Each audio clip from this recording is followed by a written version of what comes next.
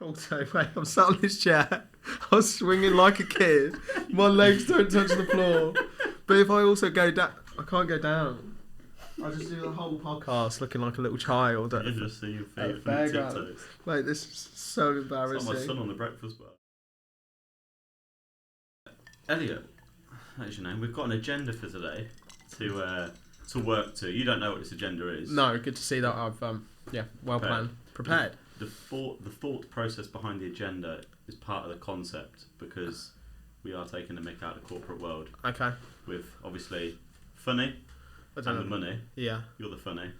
But we are the whole concept of this podcast is to come on a journey with me and you, leaving our corporate jobs. Okay. We are actually doing it. We're committed to it. Committed. You're a comedian. I do video production. Yeah.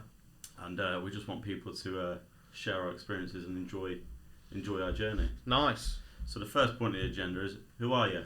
Who am I? Who are you? I don't know. Depends what day you ask me. Or what time in the day you ask me.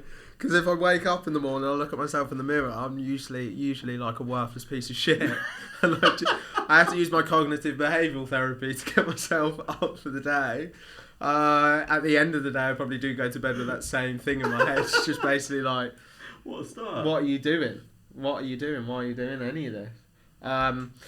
So that's that. Yeah, it depends what time of the day you ask me. On the outside, people might say that I've been to uni, worked in the corporate world. Start with your name. Who's your name? My name's Elliot. L Powell. All right. L Powell comedy. That is my comedy name. Yeah, but yeah, these are the outside things. It depends what you ask me on the inside. Because on the inside, I've got different answers. We'll get there. Okay, cool. Is that on the agenda? No, it's not. We can add it. Someone doing minutes somewhere. No, yeah. I like it. No, mate. Like, been doing comedy probably on and off for like 5 years. On and off being COVID and a couple of mental lapses and stuff like that. But that's my story, man. That's my backstory. That's a different podcast, really, I think. It's my therapy podcast. Well, hopefully this will be that. So, that's a nice start. Well, hopefully we'll pick you up. I don't want to hear that you're looking in the mirror and you have to tell yourself you're a wortherless piece of shit. I could go home from this later on and literally just be like, that's the last one you're doing. Why? That's the last one you're doing, mate. Just give up. Or I could live out here and go and tell all the wonderful people out there that we smashed it, but you never know. It's rock and roll. It is.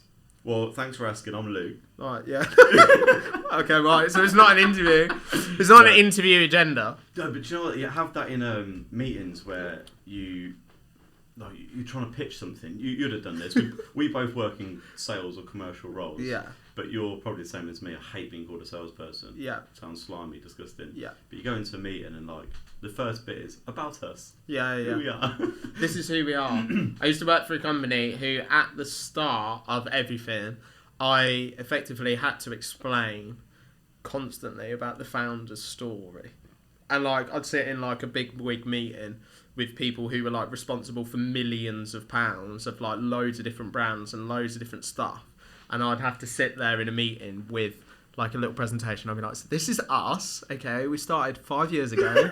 And it was crazy how it happened. And you can see them sat over the other side like, they don't care. Hey, are you mentally ill? Yeah. Like, I literally couldn't give a flying fuck while you sat here. But we were like forced to kind of put that into every presentation. Yeah, same. At the moment, it's like I did a presentation on Monday, and they it looked pretty slick, to be fair. Like I'm a guy that is minimal slides. Let yourself do the talking. Stuff that you have on there is minimal.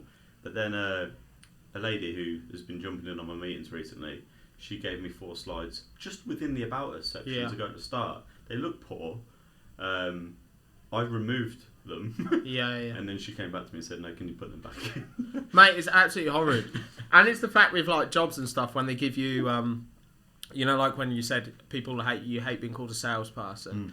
It's when they like deceive you on your interview and give you like a good, give you a good title.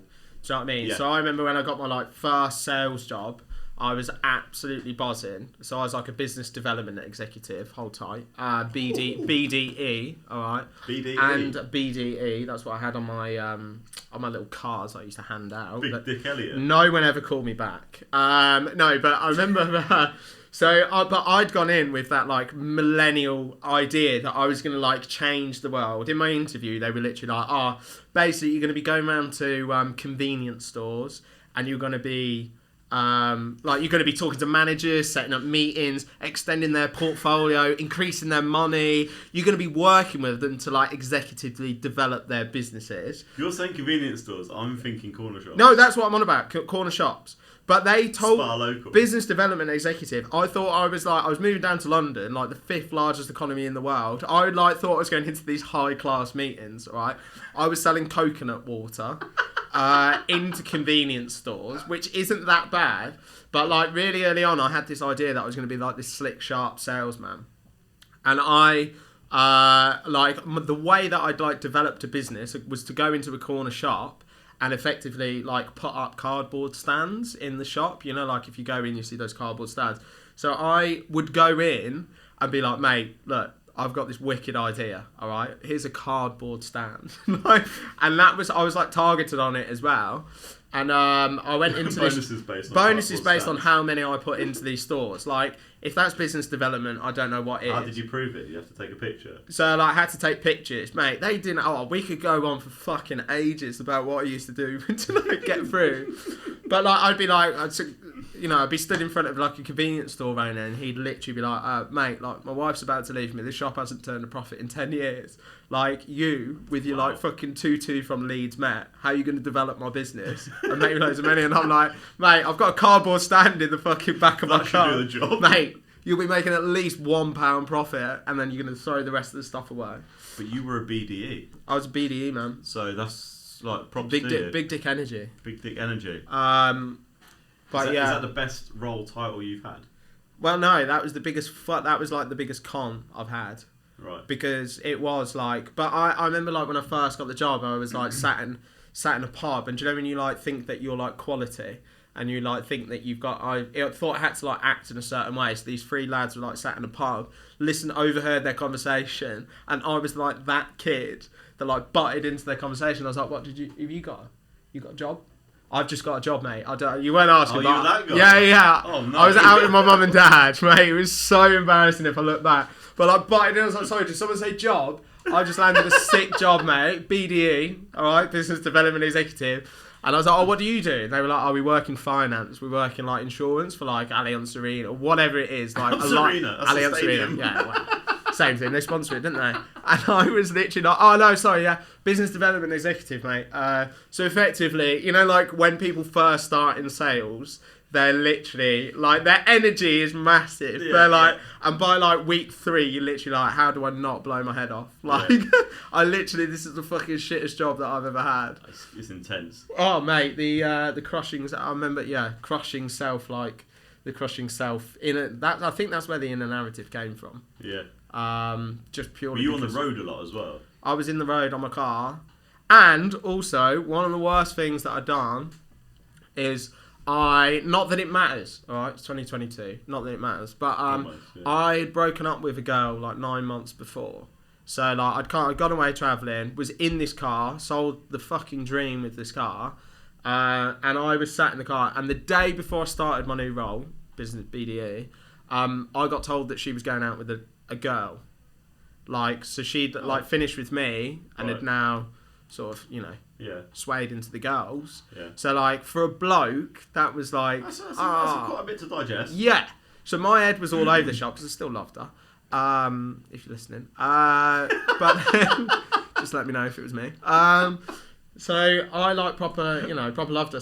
But then that's the worst job that you can have because you've got like this crushing rejection every day with your job. Oh. You're sat in the car thinking over like everything that you ever did wrong in this relationship you broke up. And now she's going out with a girl, and she could have always been that way, you know what I mean? But I like had took it in like a different way, so I'm just sat in there, just like I should have seen it coming. Yeah, I'll tell you what about business development though, because that was my role for a while, business development manager. What were you selling?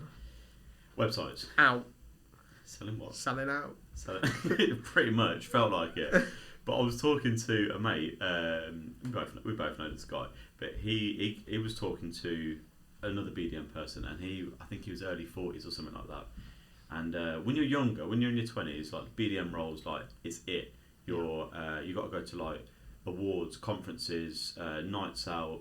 You're like treating clients. You're like paying for shit. You're always on a night out. Yeah. Every other night you're doing something like that you shouldn't be doing on a school night, but it's all for the client or the prospect or whatever. Yeah.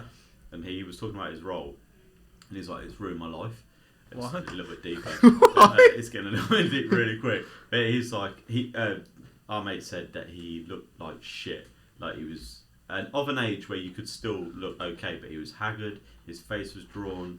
He looked like he'd done a load of drugs back in the day. Probably had. Which he Probably had. Drank way too much. He's like, I'm divorced. Smashing like, it. I'm just. But he got a good paycheck. No, but he was like, I was just on the fucking wheel all the time. The wheel, to be fair. Wheel being car. Wheel being the hamster wheel. I thought. Okay, right. Like they're just always going, always like. I was always on the always wheel. on the booze, always. I thought that was a new name for drugs then. No, I'm on the not wheel, quite. mate. I'm on the wheel. But Oh, yeah. get the wheel in tonight, kid. You on the wheel? No, not quite. But that's the type of role that could just like fucking ruin you. Ah. I could see how it could, to be fair. Yeah. But I was, not. Well, I guess kind of still do that role, but Yeah. not to that extent. No, it's brutal. You do also at the end of it become like completely dead inside. Yeah. You Like are. it is soulless. You You mentioned can't- the rejection. Do you know what though? The reason why I think I was good at BDM is because I learned rejection really early. Just because I used to like. I was thinking about this the other day. Do you know some people like when I was younger, I had confidence that I don't know where it came from. Would just go speak to girls. I just like even if it was Before just, you were going grey. before I was going Before you were grey, going grey. That's what turned you from the grey. early days. That's what turned you grey. And I just got rejected like constantly, all the time. Every now and then there'd be a success, but like if you're okay with going to someone with the idea that we might like connect or pull, Yeah. and then you don't, Yeah. that's okay.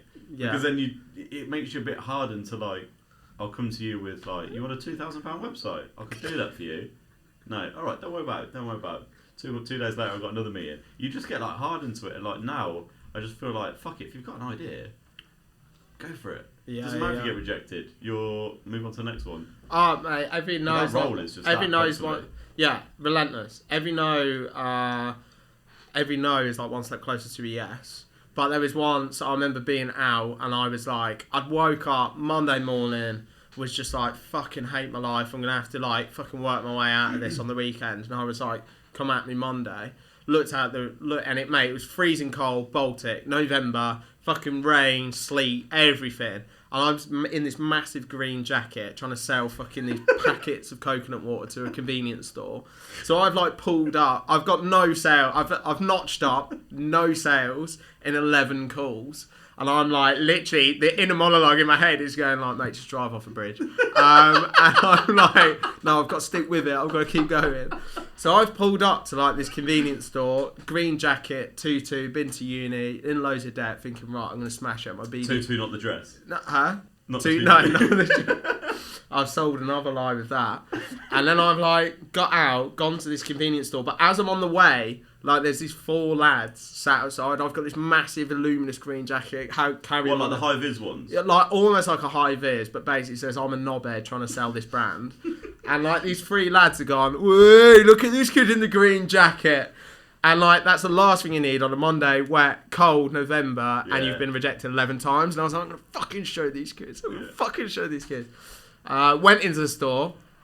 Store owner said no. I gave it. I literally was like, please, mate, just take it off me. Like, I'll pay you. Like, I will pay you to take this off me because I can't walk back past these fucking 4 kids. So that didn't go well. So then I walked back past the kids with my coconut water back in my hand, and they were like, "Way wanker!" And I genuinely drove home and went to bed and cried. Like, and my mum and dad came into the room like later on, and they were like, "Elliot, not working today." And I was like, "I can't do it anymore. It's fucking shit." Oh, that sounds They've horrible. lied to me. How old are you at this point? Old enough for it not to be a problem, really, but I took it well to heart. And yeah, and then I took it steady for the rest of the week. And probably avoided calls. Fair play. Which is Got yeah. easy stuff out of that. Another story I got on this is in my role selling websites before, I used to sell and I used to be an account manager at the same time, which is like not an ideal job role. Like you do that your early 20s straight out of uni. I went to Scotland to see a couple of clients, and one of the clients, say the Scottish are super friendly. They are generally, and they were like, "Are you staying over tonight?" I was like, "Yeah." He was like, "What are you doing?" I was like, "Nothing. Like, I'm staying over in a place I don't know. I'm just obviously gonna go get dinner and then go home." And they were like, "Come out of us, meet us at the golf club." I was like, again, like, not that character that's scared from doing something a little bit like weird. That's like that you've not done before. So I was like, "Yeah, okay." Had a couple of drinks, had dinner. Then they're like, "Come to our local pub," and then the night just went and went and went. Had a fucking class night. I had pictures of them on my phone. I was sending them back to our account management team back in the office. Like, look who I'm out with, and these are like automotive dealership people. And we already had an account with them, so it wasn't like I was trying to win their business, but I was just out playing darts. Really like quiet rural pubs. Yeah. 3 months later, they left.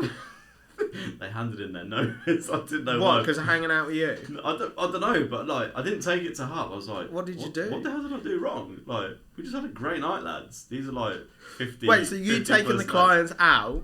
Well, they kind of took me out. Yeah. In a way. And then they pissed off after 3 months. Yeah, it's like, do you know what? He's up here. We'll get him pissed. That's we business. won't tell him that we're leaving just yet. That's business development. Yeah. That's the opposite. How do you develop a business? Yeah. Someone else's. Spend the money. Someone else's business. Lose it. Get them to piss off and then go somewhere else. But class night though, because I do remember that, and it was a good time. It was a good night, yeah, man. Yeah, but you got to be single for that job, haven't you, as well?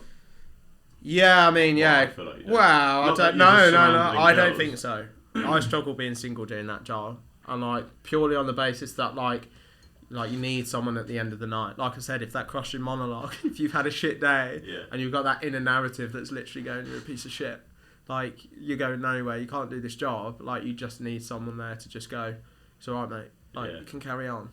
It's cute. It is, yeah. No. I think. I say you have to do it single, But you also you're have out to so do it much. single because you're out so much. It's just crushing. Like I don't know. It takes a certain type of person to be able to do it. Maybe I'm probably a bit more of a sensitive person. Yeah. So then for me, like doing that, like I'll be like, oh god. But if someone was like, right, I want to make loads of money and I want to like override all my emotions, probably brilliant at it. Yeah. And I know lads that have done that. Literally, don't give a flying fuck about anything. Yeah. And they're brilliant at it Yeah. because you can't give a shit about like your needs or anything like that. Whereas I'll be like, oh, shall I? Yeah. I'll walk into like a store or anything, and I'll be worrying more about the person Yeah. than I will about my own. Couple of deep guys, aren't we? Really. I think so. Well, that leads nicely on to the next point on the agenda, which is. I can't believe we've got an agenda, mate. You should have sent it over before, so I know where we're at. Nah. Well, I kind of in that first section we've just explained like the concept. We're going to be talking about you've always nailed this for me, the golden handcuffs of our jobs. Yeah. And there's been periods where we've enjoyed our jobs, but we've got a deep burning passion for someone else. Yeah. And we'll start with you. You've got a deep burning passion of comedy. Yeah, man. And you are in the process of working out your money. Yeah. To do your passion full time. Yeah, man. But we when we first met during lockdown, well, not that we first met, we've known each other Romantic. longer than that, but making it sound like a romantic we story. had that cute meet in the park. No, but in lockdown Metal 1, you were on a good roll before like lockdown 1 and COVID came. And then, Yeah, man. Like, Yeah. Where we at? Because we want to take people on our journey of. Like before all of it, I don't know. I'd been in that corporate world and was just like, I think when I was doing, I think I'm really grateful for it at the same time, like exceptionally grateful that like I did something that was so like emotionally taxing, and I had to keep getting up every day and getting rejected and getting knocked back.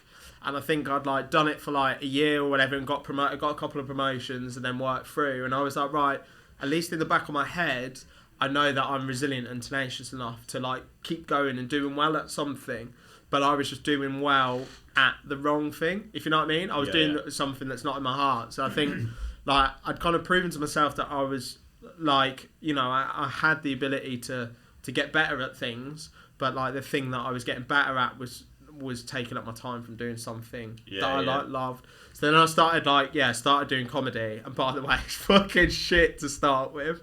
How did you realise that you were good at comedy?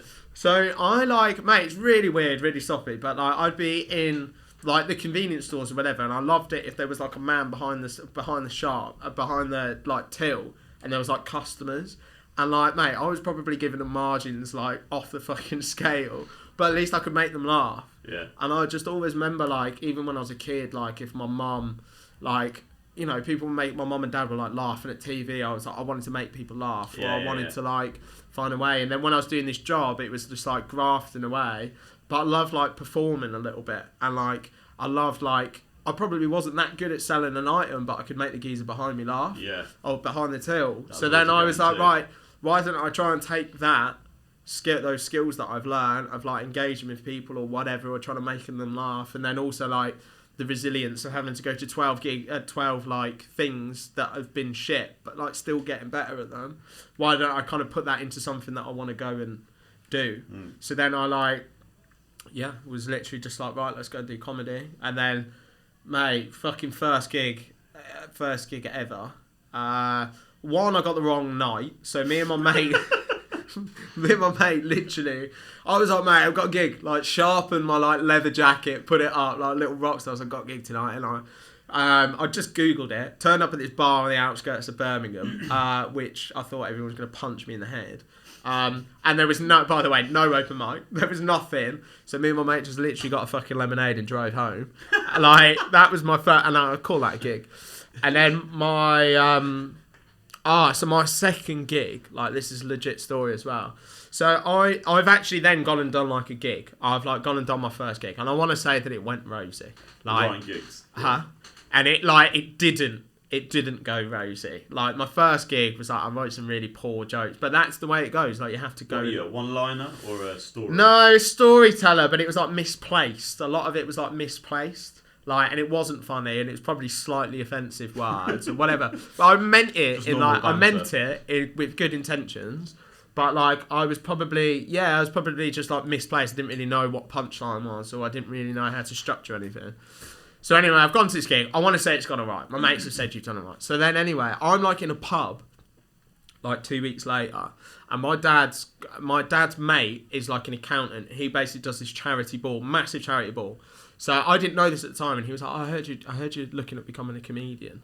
Heard you looking at doing it, and I was like, well, yeah, I've done like one gig, mate. I can't call myself a comedian, mate.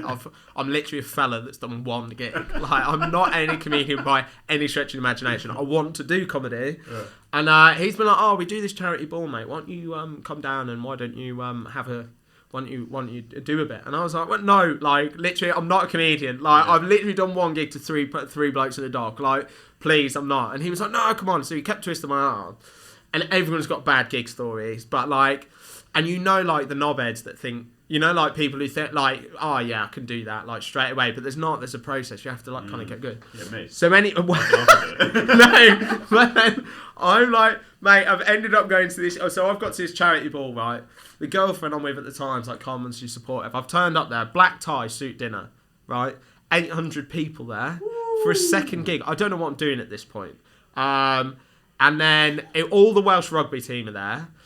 It's a gig that's like supporting basically like a charity that like looked after people with like cancer. Wow. So like I'm sat there going, mate, like I'm not a comedian. I'm a fucking idiot. Number one. Imposter syndrome. Oh, massive imposter syndrome. Yeah. I was like, my girlfriend's gonna finish with me when she realises I'm fucking shit here. So then. Like the gig's gone on, and then the guy has literally like before I've got on stage, he's like, so now we're supporting a charity that my sister died from cancer, and we're just oh my days, we're just, you have to follow this. Well, yeah, and he was like, and you know, it's been really hard, but we've got a young comedian now coming in to sort of liven us up anyway, but it's really young, all right. So how old are you at this point? 22. Okay. 24. And he was just like, and he's really young and he's really green and he wants to be a comedian. Like, literally selling me down so much. You can hear a bus outside screeching while I was underneath it. Like, and he's like, he's been like, without further ado, bring on Elliot. Who the fuck Powell. was this guy? Was this the guy? This that was you family spoke to at the friend. pub? Family friend. Mate, he's done you there. And my one joke, by the way, I didn't have any jokes. Like, I don't know what a joke was. My one joke was Nigel Owens was there, the rugby referee. Do you know Nigel Owens? The Welsh rugby referee. He's the famous one, isn't But he's famous and he'd just come out as gay. And he'd literally, he's in the Rugby World Can Cup. you hear my fucking chest? Yeah, mate. Squeaky. Sorry about that. He'd just come out as gay. So I was like, right, I've got this one joke in the room, whatever it is. And I basically walked up to him and he'd just come out as gay and he was like slating everyone. So you weren't on stage, you were in the audience? I was like on stage on like some square thing in front and everyone was on round tables, so their backs were like away from me and they were like turning away. My dad was like filming, like almost like Dumb and Dumber, like who's the dead man that hit me with the salt shaker, and he was literally like filming the other way. So I'm like my family don't care about me anyway. So I've walked up to Nigel Owens like thinking, right, I'm going to get the crowd here. I've got a fucking one joke. So at the time, he was like slating football because it was the Rugby World Cup. So I've like walked up and I've been like, Nigel, you've obviously just come out as gay. Like, that's brilliant. And I just want to ask, why is it that you hate football so much? Is it because it's full of pussies? And no one laughed. No one laughed. But I was obviously only playing with the idea that he was gay and he didn't like, vagines. And like it was good intentions. Was there any laughs at mate, all? nothing. Literally, like, I think I just heard someone take like a massive gulp and someone went, ooh, in 800 people. And I'm literally going, what? That is class. Mate. I fucking love that story. And then some guy came up to me afterwards and it, like, literally no one was talking to me at the bar. It's like, it looked like I stunk like shit. I was literally, my family were on the other table, like, loving my middle brother. I was literally on the other side of the bar just drinking a pint on my own, like shaking. And this guy came up and he's like, I just want to say, mate, that was really brave. And I was Thanks. mate. Cheers, dude. I was going for brave, yeah. Did you only do the one? Huh? Did you do more of a set? I did more, yeah. I walked around and said some waffle for about 7 minutes about, like, they were just, like, really poorly crafted jokes. Like, I'd be like, is any fella in here committed to doing something that they know that they shouldn't have done? Every fella in here who's got a wedding ring on, you're telling a lie. And, like, it was just, every time it was going, ooh, and it was getting worse and worse. That would make people feel uncomfortable, just that story. But the fact that you're still a comedian. But that was the thing. Like, I was sat there in my chair going, I can only get better. It's only up from here. Yeah, no, really, it was like, right, I've died. I've absolutely died on my ass here. Everyone hates me. There's 800 people that's hated me here. Yeah. Like, my family have fucking disowned me. My girlfriend split up with me pretty quick after.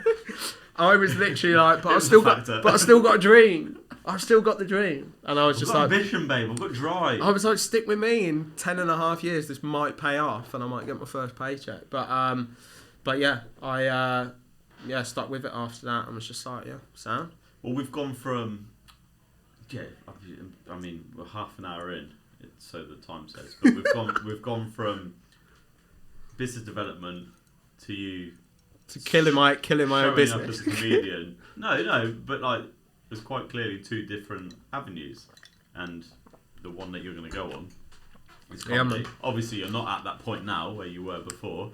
I myself have got the exact same path as you, but yeah, we don't want to be people that are going to look and say, "Oh, be like us." What's your driver? What's your What's been like your driver with like setting stuff up? What's been like the burning? Do you get like the stuff? Do you get like the stuff at the night when you like when you go to bed at night and you've got like a burning passion on the side and you're like buzzing about it and you can't sleep because you want to do it. Yeah. But then you've also got like all of this stuff that you've got to do in the day. Like your functioning, your survival stuff. Like you've got to pay the bills. You've got to like do this. But yeah, no, I was reading something the other day and it was like use the we use the 9 to 5 to fund the 5 to 9 so you can make it your 24/7. Yeah. Do you know what I mean? And it is like the hardest bit, I don't know about you if you found it, is when you have the 9 to 5 and you've got discontent with it. You want to like jump to something else. Yeah. You know where you want to be. You know what field you want to be on. But you're like the kid down the park being like, can I play with the ball? Whose ball is it? Yeah, Like, don't know, mate. It's not my ball. Yeah. And then it's like trying to get yourself up. And even in the nights, like you sit and lie there, if you haven't worked on the 5 to 9 in the night after the 9 to 5, and you're literally there like... Guilt. I feel so guilty because I'm unhappy because I haven't been doing the thing that makes me happy. Yeah. And then I've spent time with like people around, like you've got a young son and that was the stuff that tore me Well, that's up. the answer to the question. It's just him. He's a driver. So when the point that I had him was So I didn't have a job before I had him. So I finished uni, and then it was like, you want to go to London and do like script writing and filming type stuff in the media world, but you can't because you're about to have a son. So you can't.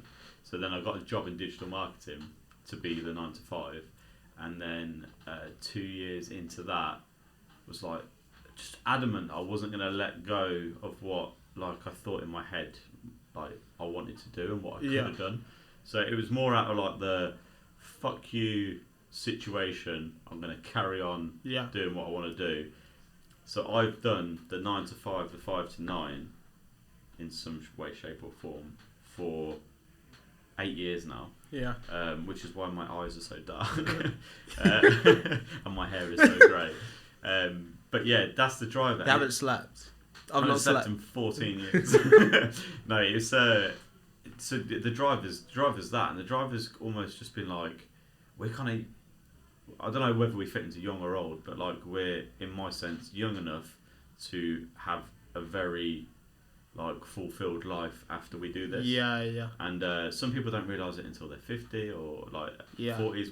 A bit late, in my opinion. I want to kind of realise that as soon as possible. No, I wanted to have my own business when I was like 25 and be like living that life, but it takes time. Obviously, you can't just.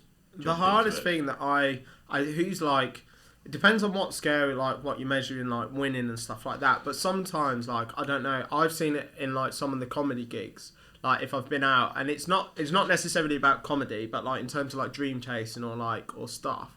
And like, especially like blokes like loading themselves, but also actually no, I'm not going to segment it as blokes, but like people who've kind of like been in a role for so long that they only think that that's the role that they can fulfill, and they've had like the hardest thing sometimes is like they've got like so much talent in the background that they could have always been harnessing and been brave enough to go after it or whatever.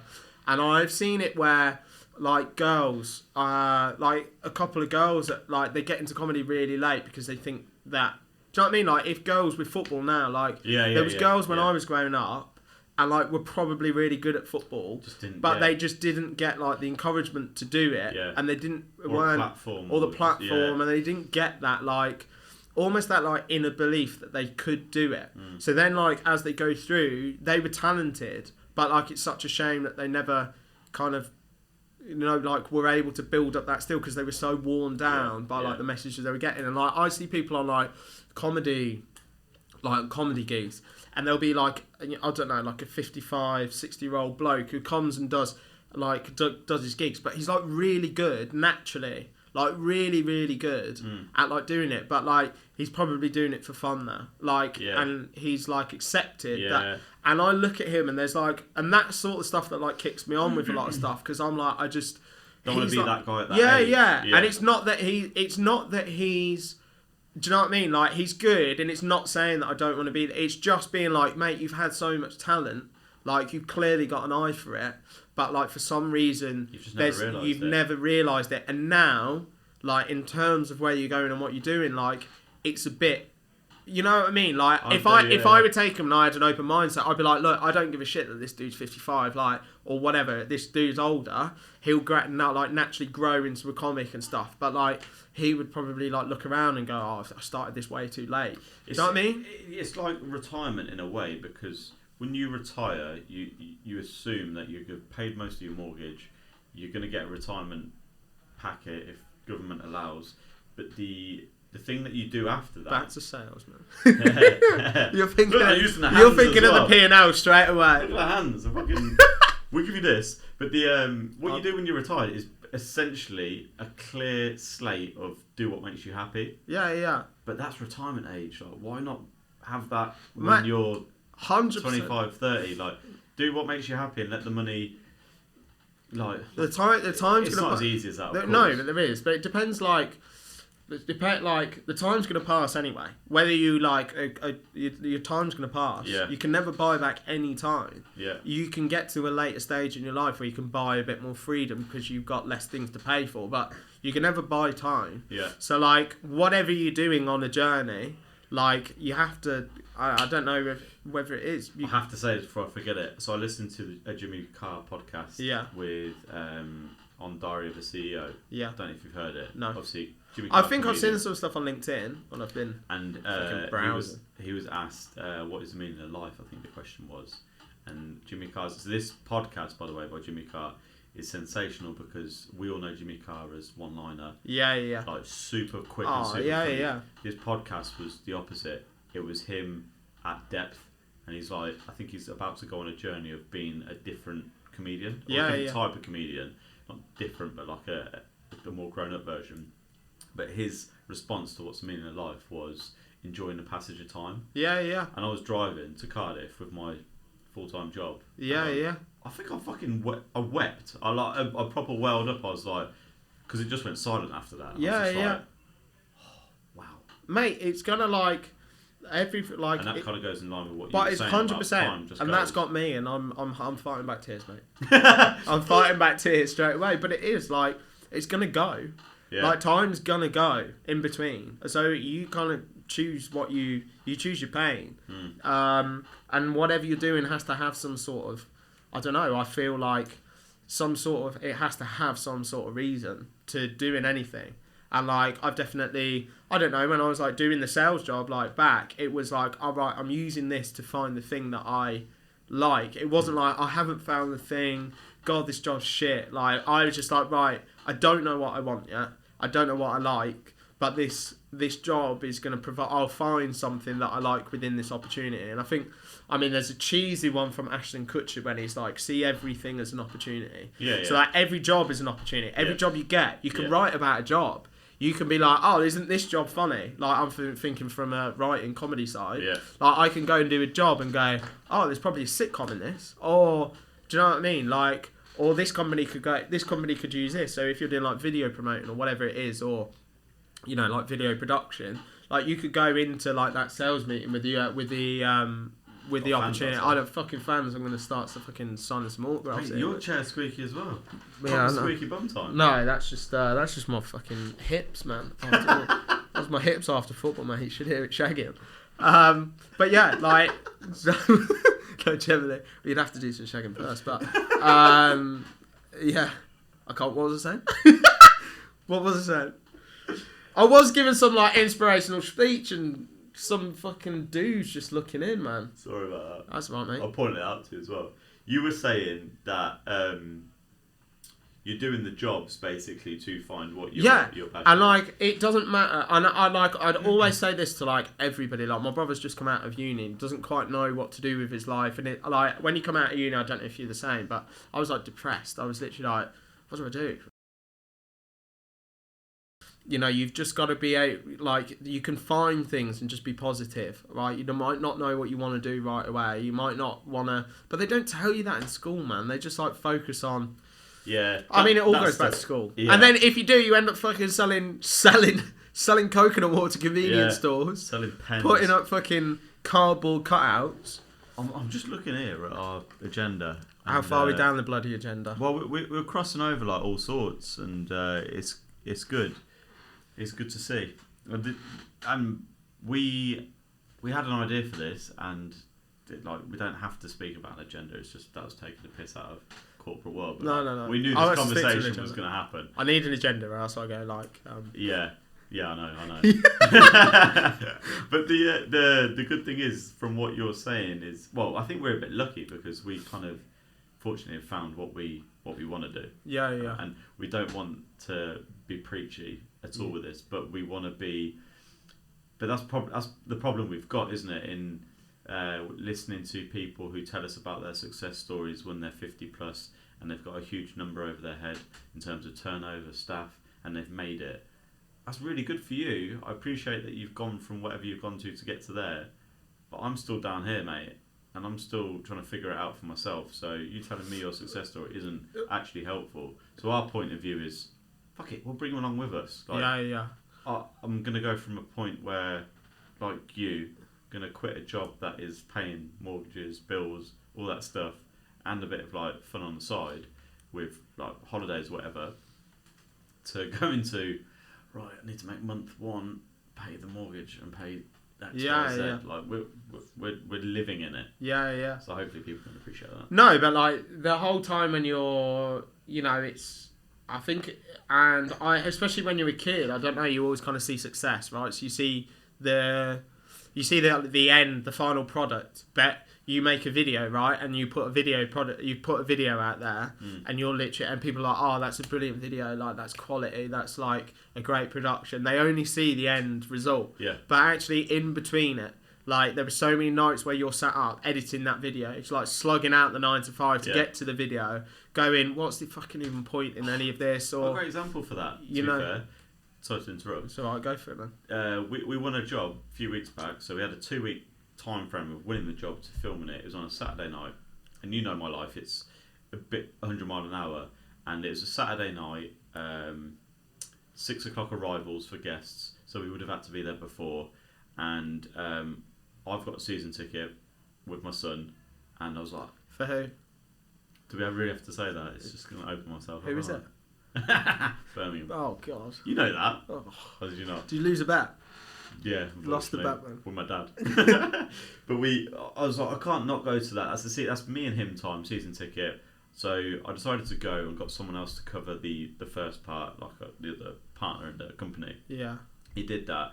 We all filmed it. There was 5 of us filmed it, but they wanted the first edit back. So bearing in mind it's a Saturday night, we wanted to be finished till 10:30, 11. They wanted the first edit 9 a.m. Monday. So I'm looking at it thinking, this is a big job. Like I want to win this. Yeah. So you say yes, and then you work back from that, especially in like the position that we're in, like starting. So I said yes, and looked at my Sunday, and I was like, okay, wow, I'm playing football in the morning.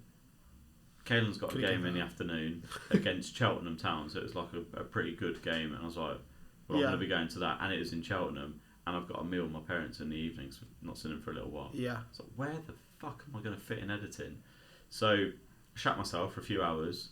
Nice. Did a bit of delegation. Yeah. Got somebody else to do the editing that was filming it. Handled that. Delivered it 9 a.m. Monday. Got no feedback. All approved.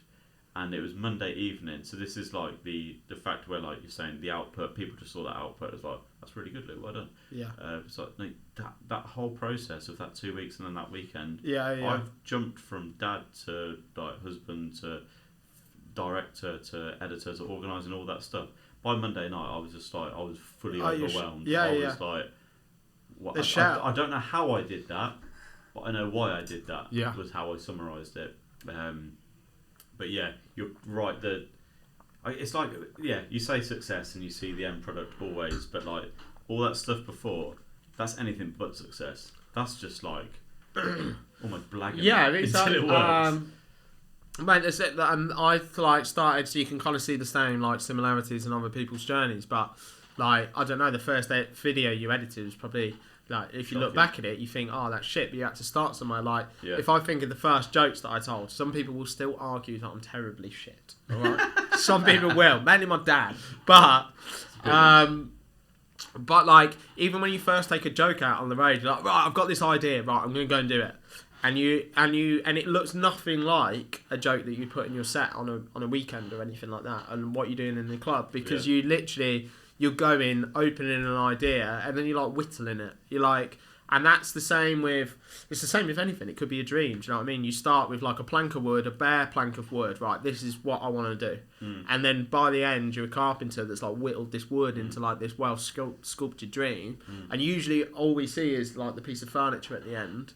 that's literally just like, this is what Yeah. I've created. What you don't see is like all the learning process that's behind, and like actually most of the time you look at it and you go, it's fucking shit. Like, I don't want to do this, but the only thing is that there's something in the back of you that's just going like, keep going, keep going. Yeah. Do you know what I mean? Like in a sales job, like I've done it where I've sat there and gone, oh, I'll just go home.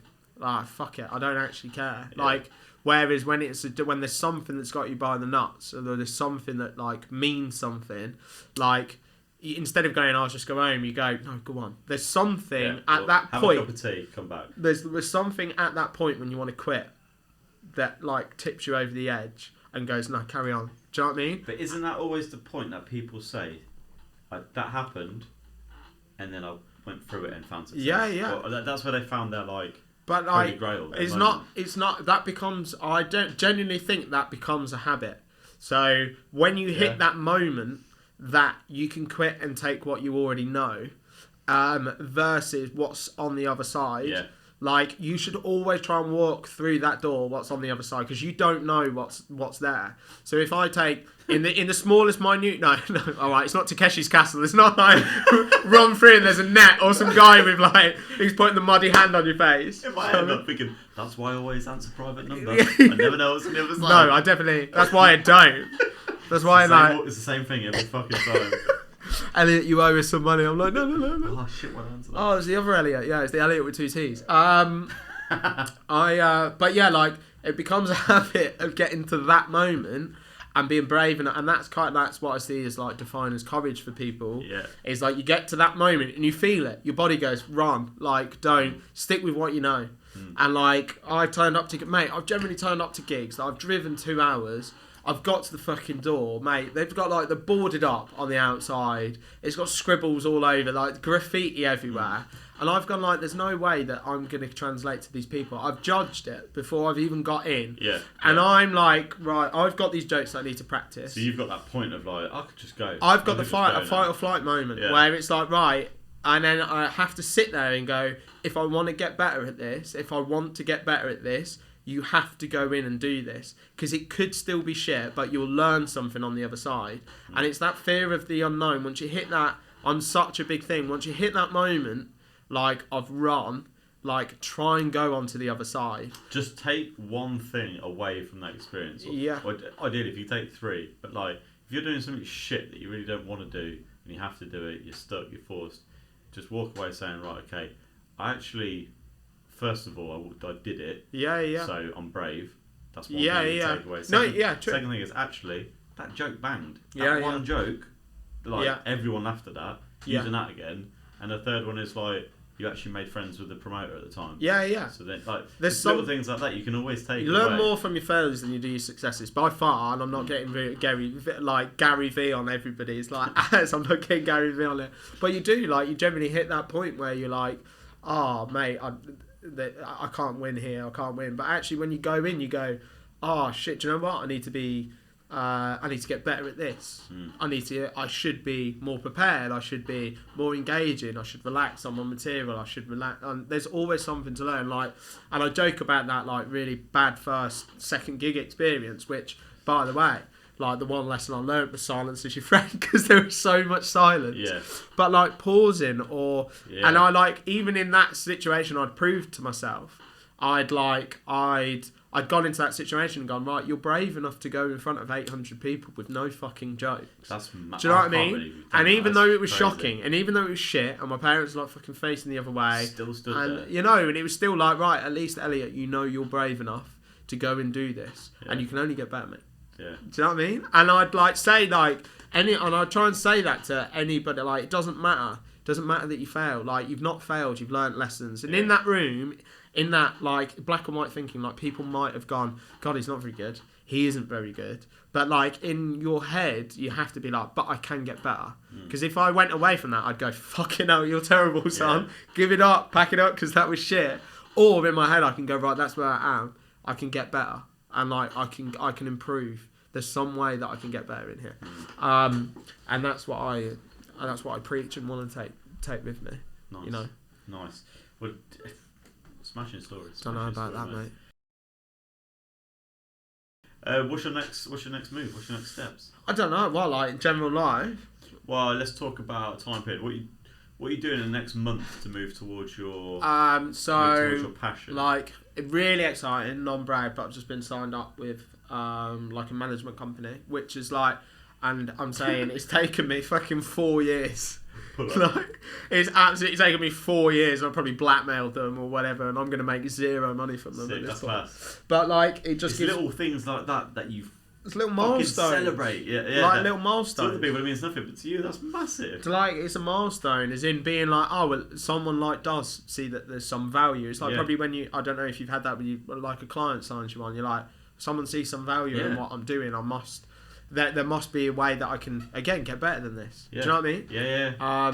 So that's been a cool milestone. I'm excited to like kind of go on that journey and then build from that. Next month, there's nothing really happens in December, January time. Yeah. Loads of gigs booked in for like next year with that company, which is sick. And then it's just like, again, like building more and more like promoters or people that kind of trust me enough that just building my network up. And then I've basically now just got someone who vouch for me and say, look, we trust him.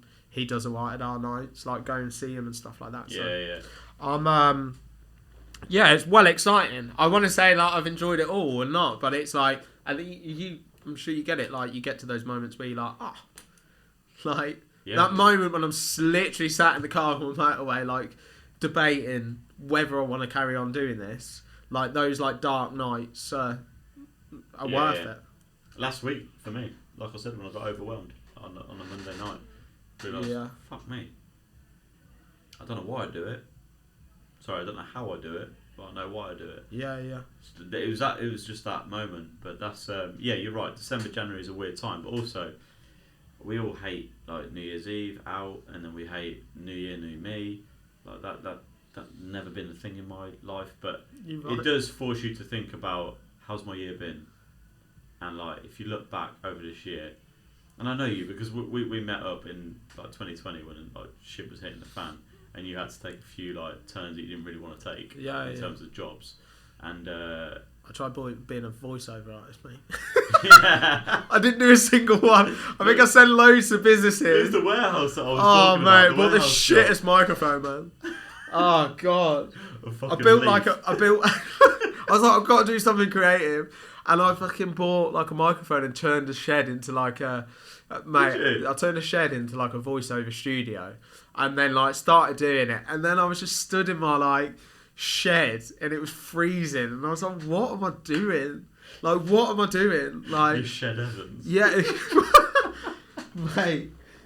And I'm like stood in the fucking shed, just being like, "What am I doing?" Like, I'm trying to find something. But then it taught. But then at the end of this year, you'll look back and you'll be like, "Fuck me, that was last year. That was a shit moment." Well, you don't ever promoter. I think a lot of the stuff is like you get like it's like giving yourself a bit of, like you're saying, like the small milestones as you go along. Like on the outside, you're not changing the world, right? You're not like, but like within your own personal life, you're like hitting a milestone. Yeah. So like the first time you brought like clients on that were doing it, or you get the video, you're like, fuck, like this is cool. Yeah. And like looking back on like a year and being able to say, do you know what? I like started at the back end of this year with this. And, like when you're in it, you never give yourself credit, and that because it's also dangerous to give yourself way too much credit. Got to be humble. You got to be like really humble, but like it is nice to sometimes get to a brief moment of reflection and go, actually, do you know what? Yeah. Like, and New Year's does do that naturally. And like, and like give yourself an hour where you go, do you know what? Like, I've done as much as I can. Like this year, I've done as much as I can. Yeah. That's brilliant. And like not berate yourself too much because you're not like. Yeah. That's what I kind of. Thief is the comparison of all joy. All right. Thief is the comparison of all joy. No. I know what you're saying. Comparison is a thief of all joy. Yeah, Jimmy Brown said that as well. Or someone said that and he repeated it. But thief is the comparison of all joy. What the fuck is that? Elliot Powell, 2021. These bloody sodas. But yeah, no, comparison is a thief of all joy because you do like probably in like Jordan Peterson's books, like to reference the old JP. What it is, yeah. But it is compare yourself to who you were yesterday than not someone else's today, or whatever it is. Yeah. Because that's the sort of shit that makes you like resent stuff that you're doing as well. I find. But. Yeah, that's exciting. And then whenever we next do this podcast, regardless of only one person and a dog listening to it. Yeah, Don't really matter. We're not doing it for the views. Well, I think, We're here for a good time. But I think, the next one that we do, so for me, it's going to be a Are case... we finished? Almost. Fucking. Oh, quick one out. It will be a case of, I've already told my manager now I need to reduce my hours. Yeah. As in, let's go part-time, so I've got more time. That was a bit of a, is that the right decision to do or not? Did it. Rejected my part-time. Like, slapped it back straight away. Not straight away. 2 weeks, had Thanksgiving, because they're American. Oh, I was going to say, managers. weird British people. Then it was can't really do that in your job roles, commercial, it's sales, or blah, blah, blah. So now I'm looking at it like, right. Actually, I was relieved to hear that. I was like, that's kind of what I need. I need like another nudge to just go full blown so I can give it 100% of my dedicated time. So over the course of the next month, like the notice will be in type of thing. And whether it will be 1 month, 2 months, 3 months notice, still trying to work that out just yet. But and you're preempting this. This, by the way, this better go out after you've handed it in because you preempted it, man. They might be watching it and going, wow. And then you go, you like walk in, fucking kick the door in and be like, I'm handing in my notice. They're like, yeah, we know. We fucking watch your shit podcast, mate. That's another thing though. Like in your head, you think handing in a notice is fucking dramatic. Ah, the balloons, the scenes, the explosions. I've realised already it's not going to be anything mate, no like one that. gives a flying... No one cares. No one cares. You build up this massive idea. Like... Luke's leaving. Yeah, they're like... I'll find someone else. They'll literally... You hand it in and they'll just be on the phone like, oh, by the way, Luke's quit. And then someone else will be like, cool, so we need to find someone else then. Yeah. And you've made it on. And then you do like your leaving part and you think, oh, people are... Honestly, I'm going to have to bring boxes of tissues because everyone's going to be fucking gutted. I'm leaving. And you turn up there and like fucking Sally in accounts is like, mate, I'm going home. I've got to walk the dog. You're like, see you later, Sal. See ya. I'll get these. I'll take care, mate. Anyone going out with me? No, it's all right. I'll go out on my own. Don't need you because I'm off anyway. You little bastard. Just before I walked into here, actually, I was talking to a guy before I walked in. And he was asking me, when you're leaving, I told him that story. And he was like, when I left, I had a leavings do, went for drinks, left the pub, walked home. Was like, on the way home, I was like, what the fuck have I done? Oh, yeah. Then he woke up next day, he's like, right, it's be having you. Yeah. It's like, oh, I can't wait for that feeling. Yeah. The next morning, basically, after it's all said and done. It's that moment of unknown. Like, you hit that moment where you go, right, that's the life I've known. And now I'm like I'm stepping into something that I don't know. Yeah. I don't know whether this joke's going to go really good. I don't know whether this place is going to be really good. I don't know whether my life's going to go on a different path now. But it's like the sliding doors moment. Yeah. Yeah, man.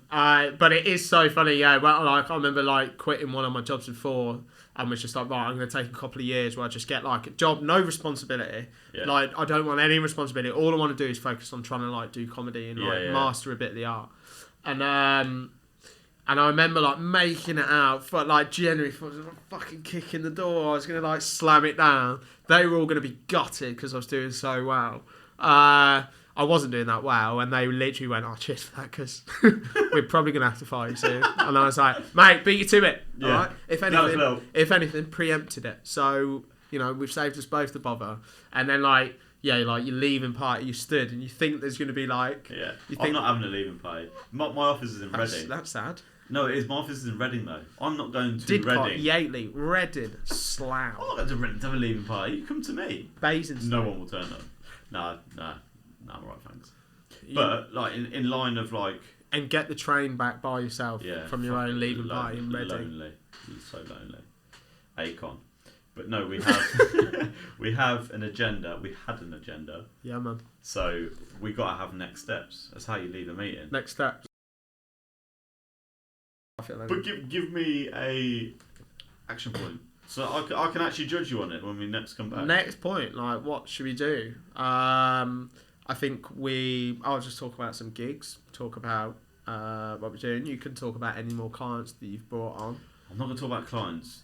No, not clients, but you can talk about the stuff you've been working on. At the same time, there'll be people sharing. Well, no, so you're not working? No, I'm not working. Not for the next few weeks. I've got nothing to report there. Okay, nice. But no, it will be a case of, like, in the next few weeks, I'm going to have made a plan for, you're going to have 1 month's notice, 2 months' notice, or whatever. But like, I'll be coming back, hopefully saying, this journey starts this date. Yeah. That's what I hope.